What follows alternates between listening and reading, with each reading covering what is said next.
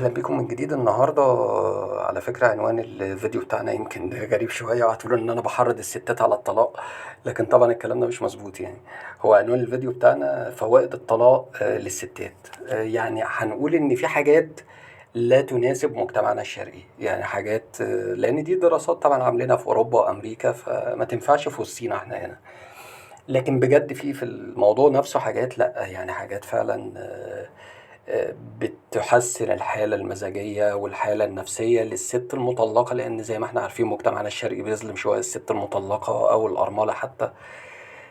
وبتعاني من مشاكل كتير في حياتها، يعني من أهلها ومن جيرانها ومن صحابها، يعني بتعاني من مشاكل كتير ولازم نعترف بده. يعني عشان كده هنخش في الموضوع على طول ونقول فوائد الطلاق بقى للستات، عشان الستات اللي ما حصلهمش نصيب طبعا وما توفقوش في حياتهم ما يزعلوش يعني.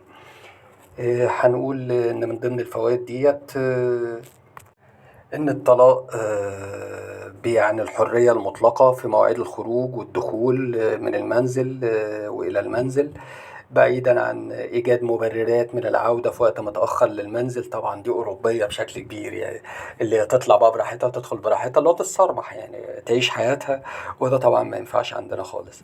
ويرى خبراء العلاقات الزوجية إن العلاقة التي تكثر فيها النزاعات ويشعر فيها أحد الشريكين، يعني دي أنا بشوف إن هي معقولة شوية، بسيطرة الطرف الآخر تؤدي لضعف الثقة بالنفس، ما يعني أن الانفصال يساعد على استعادة الثقة بالنفس. فدي هنقول بقى اللي هي إيه، استحالة عشرة. يعني عندنا في الدين الإسلامي كده إيه، في استحالة عشرة في الزواج، ومفيش تفاهم ما بين الزوجين، يبقى مفيش مشكلة. الطلاق هيبقى رحمة بالنسبة للست يعني.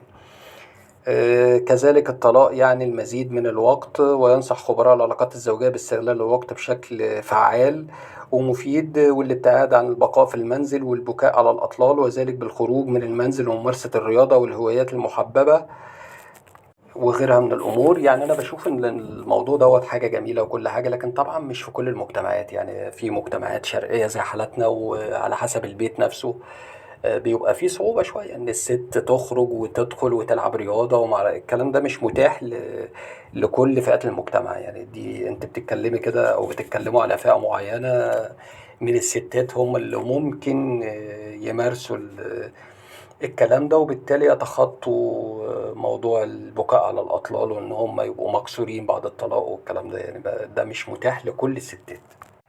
كمان بيرى خبراء نفسيون إن طبعا الطلاق أفضل وسيلة تساعد على استعادة الراحة النفسية والهدوء بعد النزاعات والمشاكل والخلافات والكلام ده كله، يعني الذي غالبا ما تستهلك كثير من الطاقة، اللي هي وجعة قلب بقى خلاص. يعني كل يوم مشاكل، كل يوم خناق، كل يوم خبط، فخلاص بقى كفاية. يعني اللي هو بيحصل الطلاق بيبقى بالنسبة للست كفاية، اللي هي بترتاح نفسيا بقى خلاص. يعني ما بتبتدي تهدى وتبتدي تستعيد طاقتها الإيجابية تاني بعد ما بقت معبأة بالطاقة السلبية، فتبتدي تعرف توزن الأمور وتفكر وتحسبها صح. كمان بيقول لك إن الزواج بيفرض القيام ببعض الواجبات الروتينية مثل الطبخ والغسيل والتنظيف وغيرها، ما يدفع للابتعاد عن ممارسة بعض الهوايات المحببة. طبعا دي بقى يعني أوروبا إيه، وموجودة برضو نقول في جزء من الأماكن الراقية عندنا في مصر. مثل بقى القراءة، بيقول لك إن يعني الطبخ والغسيل والكلام ده بيخليها تبعد عن القراءة وعن ممارسة الرياضة اللي بيسعى الكثيرين للعودة إليها بعد الطلاق. إن هي بعد الطلاق بقى تقعد تقرا وتلعب رياضة وكده وتتصرمح براحتها يعني. أيضا بانتهاء العلاقة بين الزوجين تنتهي المحادثات التي غالبا ما تخلق حالات من التوتر بشأن المساعدة في الأمور المنزلية أو التأخر في المواعيد أو نسيان مناسبات مهمة مثل مناسبة عيد الحب أو عيد ميلادها أو عيد ميلاده وغيرها. أيضا فشل العلاقة لا يعني نهاية الحياة، بل يرى بعض الخبراء النفسيين أنها تجربة ساعدت الشريكين على تعلم الكثير من الأمر الذي يسهم لهم عملية البحث عن شريك. يعني هنقول ان هم اخدوا خبرة بقى بشكل كبير جدا ان هم يقدروا يختاروا شريك حياة جديد. وفي النقطة برضو اللي قبل كده اللي هي موضوع اللي هي قصة ان برضو الانفصال بيخلّي خلاص بقى ما فيش السجالات والمشاكل اللي كانت بتبقى موجودة بسبب حاجات مثلًا ممكن أغلط فيها، اللي هي زي إن أنسى أبارك أو أهنّي الطرف التاني اللي معايا بعيد الحب، أو عيد ميلاده، أو أيًا كان يعني، أو حاجة، أو غلطة جوّه البيت أو برّه البيت. يعني الحاجات دي كلّها طول الوقت تحت الميكروسكوب، طول الوقت تحت الضغط، في شَك، في غيرة، في الكلام ده، كل ده هارتاح منّه بعد الطلاق طبعًا. ده الناس اللي بتروّج للطلاق والخربان البيوت ما لناش دعوة بيهم يعني.